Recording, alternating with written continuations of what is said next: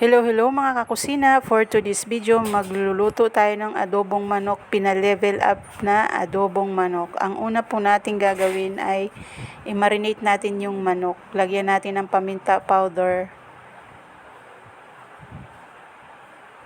At maglagay rin tayo ng oyster sauce.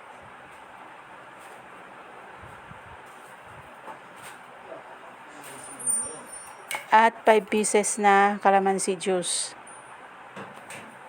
At half cup ng soy sauce. Atin lamang pong lamas-lamasin para mag-absorb lahat ng mga pampalasa na nilagay natin doon sa laman ng manok.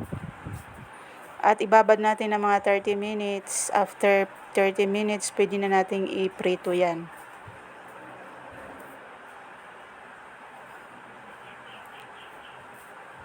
Three minutes lang mga kakusina bawat side. At baliktarin na natin. After 3 minutes, baliktarin na natin.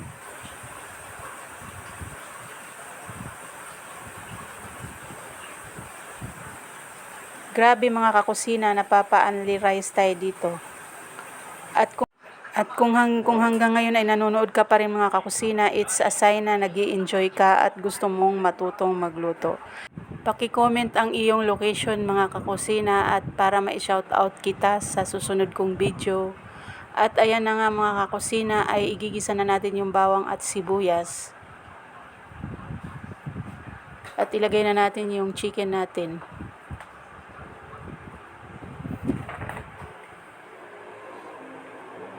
At ilagay na natin yung pinagbabara natin sa manok mga kakusina. At mag-add tayo ng konting tubig. Pakukuluin natin yan ng mga 5 minutes.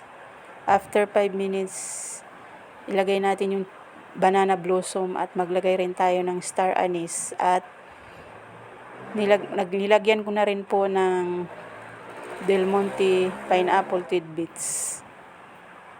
Kasi masustansya yan mga kakusina. At naglagay rin ako dyan ng itlog.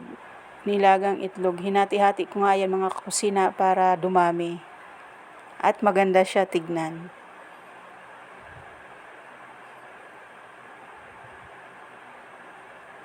At naglagay rin po ako dyan ng slurry para lumapot yung ating sabaw.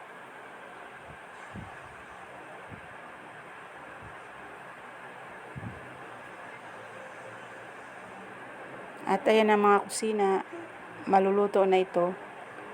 At kung nag-enjoy ka sa video ko na ito, ay huwag mong kalimutang pusuan at pakishare na rin. That's all mga kakusina. Thank you for watching. Bye-bye.